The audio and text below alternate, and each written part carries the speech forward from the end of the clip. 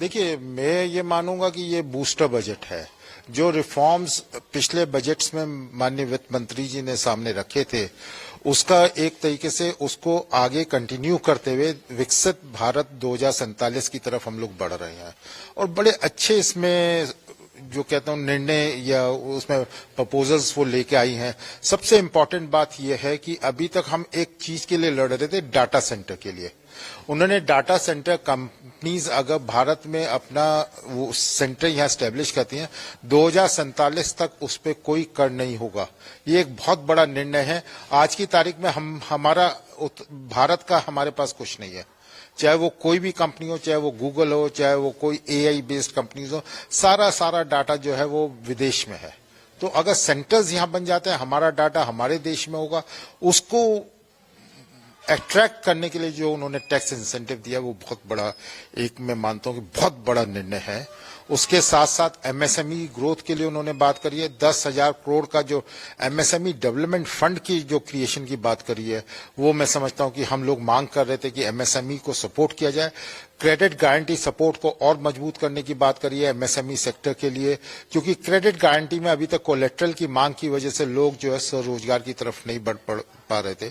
फिर self help enterprises जो उन्होंने बात करी है, इससे जो है कि जो पिछड़ा क्षेत्र है या जो लोग काम करना चाहते हैं, जिनके पास संसाधनों की कमी है, वो लोग अब आगे बढ़ पाएंगे। तो मैं समझता हूं कि बजट जो अपने आप में एक ओवरऑल दृष्टि से अगर देखा जाए, बूस्टर बजट है। आम जन को जो है वो स्वरोजगार, अपने आप को मेहनती बना के अपने आप को आगे बढ़ा सके, उस तरह का एक बजट है।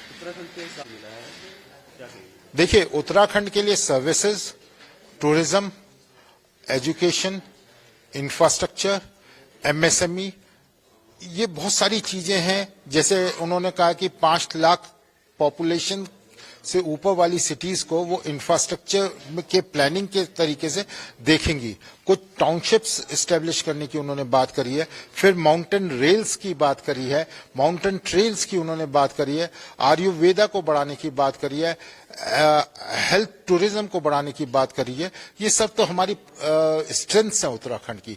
इनको हम अब लीवरेज करें, उत्तराखंड को हम आगे बढ़ाएं। इस बजट से हम बहुत कुछ फायदा ले सकते हैं एज उत्तराखंड। कितना पॉजिटिव एक्सपेक्ट होगा इस बजट के बाद, क्योंकि माउंटेन ट्रेल्स भी दिया है, माउंटेन ट्रेल्स भी आप बात कर रहे हैं, तो कितना फायदा होने वाला है? देखिए, मैं हमेशा ये कहता हूं, बजट में बहुत कुछ होता है। स्टेट को एक डेडिकेटेड सेल, यूनियन बजट में क्या क्या है, उसका किस तरीके से हम फायदा ले सकते हैं, एक प्रोफेशनल एक सेल बनाना चाहिए। और जितनी बातें इसमें की गई हैं, उत्तराखंड के परिप्रेक्ष्य में उनका हमें फायदा लेना चाहिए। और मैं समझता हूं कि अगर हम सही मायने में अगर फाइनेंशियल टर्म्स में देखें, कम से कम 20 से 25,000 करोड़ रुपए का फायदा हम इस बजट से उत्तराखंड के लिए ले सकते हैं और बहुत सारी इंस्टीट्यूशन हम स्टेब्लिश कर सकते हैं। एक बात बताइए सर, यहाँ पे आप क्या चाहते हैं कि वो भी इंक्लूड होना चाहिए था? कुछ ऐसी चीजें जैसे फार्मा हो गया, इसको भी नहीं, फार्मा के लिए उन्होंने 10,000 करोड़ दिया है।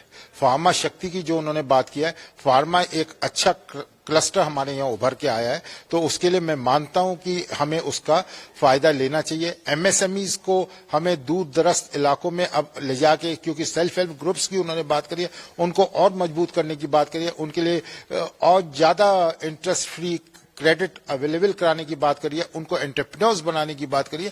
ये सब चीजें ऐसी हैं जो कि हम वाइडर और डिफिकल्ट एरियाज में अपने एंटरप्राइजेस को ले जा सकते हैं। आप ऐसी कौन सी चीज चाहते थे कि जो इस बजट में इंक्लूड हो सके?